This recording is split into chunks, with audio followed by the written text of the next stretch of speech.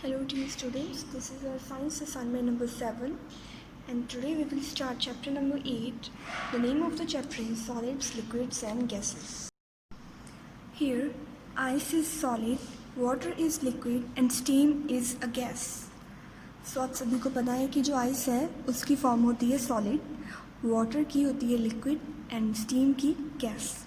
So solids, liquids and gases are the three forms of matter. Solid, liquid और gases matters की ही तीन forms होती हैं. So what is matter? Everything around us is known as matter. So जो भी चीज़ हमारे आसपास होती है उस सभी को मैटर बोलते हैं. Matter is anything that has mass and takes up space. So वो सारी चीज़ें मैटर के अंडर आती हैं जिनका कोई मास होता है और जो वॉल्यूम को ऑक्यूपाई करती हैं, मतलब कि स्पेस को ऑक्यूपाई करती है.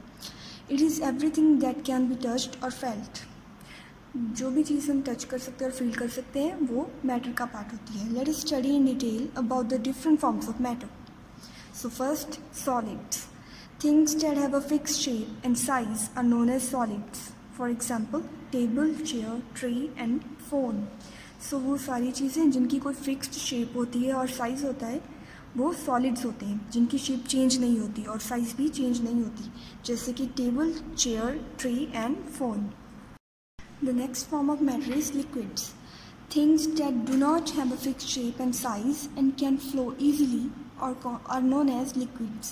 So वो सारी चीज़ें जिनकी कोई फिक्स शेप और साइज़ नहीं होती और जो easily flow कर सकती हैं उनको हम बोलते हैं liquids. For example, milk, juice and water. Milk, juice and water, इनका कोई definite shape and size नहीं होता but they can flow easily. So these are form of liquids. Liquids take the shape of the container they are kept in. So liquids उस container की shape में ले लेते हैं जिसमें उनको रखा जाता है. Now gases.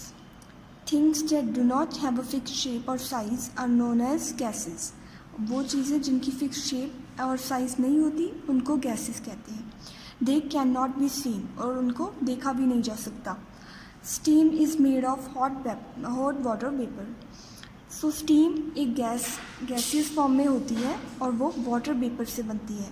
And water vapour is the gaseous state of water. Water vapour water की ही गैसियस स्टेट होती है. Oxygen is also a gas. Gas takes the entire space of the container it is present in.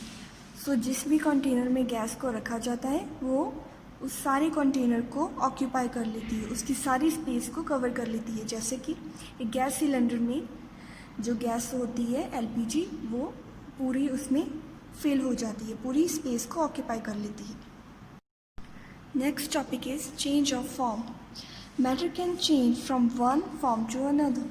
So matter एक form से दूसरी form में भी change हो सकता है, मतलब कि सॉलिड से लिक्विड बन सकता है और लिक्विड से गैस. इस तरह से मैटर चेंज होता रहता है एक फॉर्म से दूसरी फॉर्म में. This is called change in the state of matter. और इस प्रोसेस को क्या बोलते हैं हम? फिनोमिना को change in the state of matter. For example water can be change from one form to another. अब इसके लिए एग्जाम्पल आप वाटर की ले सकते हो कि वाटर भी एक फॉर्म से दूसरी फॉर्म में कैसे चेंज होता है. जैसे कि वाटर लिक्विड, जो लिक्विड वाटर है, changes to ice upon freezing.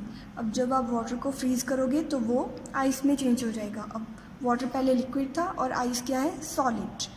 Ice जो कि सॉलिड है melts into water upon heating. अगर आइस को मेल्ट करेंगे तो वाटर में चेंज हो जाएगी, मतलब कि सॉलिड से लिक्विड में चेंज हो जाएगी. This is known as melting. When liquid water is strongly heated for a very long time, formation of water vapor or gas take place. So जब आप वाटर को बहुत ज़्यादा हीट पे रखोगे तो उसके वाटर वेपर्स बनने शुरू हो जाएंगे, मतलब कि लिक्विड से वो गैस में चेंज हो जाएगा. This is known as the process of evaporation और इसको बोलते हैं evaporation. Water vapour is the gaseous form of water. और जो वाटर वेपर्स बनते हैं वाटर को हीट करने पे उनको बोलते हैं gaseous form of water. If we put a plate over the water vapor, that is gas, the water vapor cools down and tiny droplets of water liquid form on the plate. This process is known as condensation. So अगर आप water vapors के ऊपर एक plate रख दोगे तो जो water vapors है वो cool होने लगेंगे और जब वो cool होंगे तो plate के ऊपर वाटर की ड्रॉपलेट्स शो होंगी और उस प्रोसेस को बोलते हैं condensation.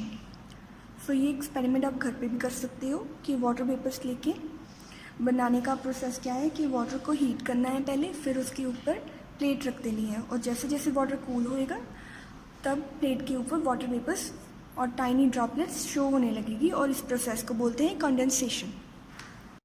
Now please open today's written assignment. First we have is check point. So what is solid? Solid does not change shape. Solids अपनी शेप को चेंज नहीं करते क्योंकि they have a fix shape and size. So water vapour किस state में होते हैं? Gaseous state में। लिक्विड किस स्टेट में होता है? Liquid can flow, liquid flow कर सकता है। मैटर क्या होता है? Anything that has wait and occupy space.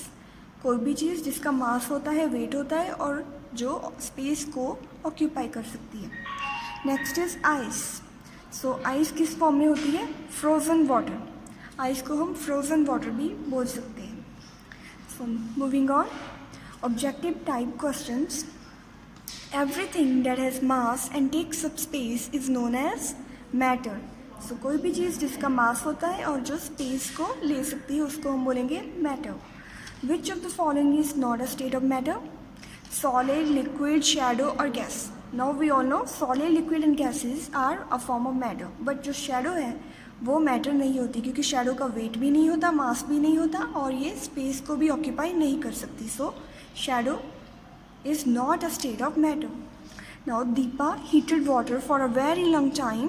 She saw gas rising up. This process is known as evaporation.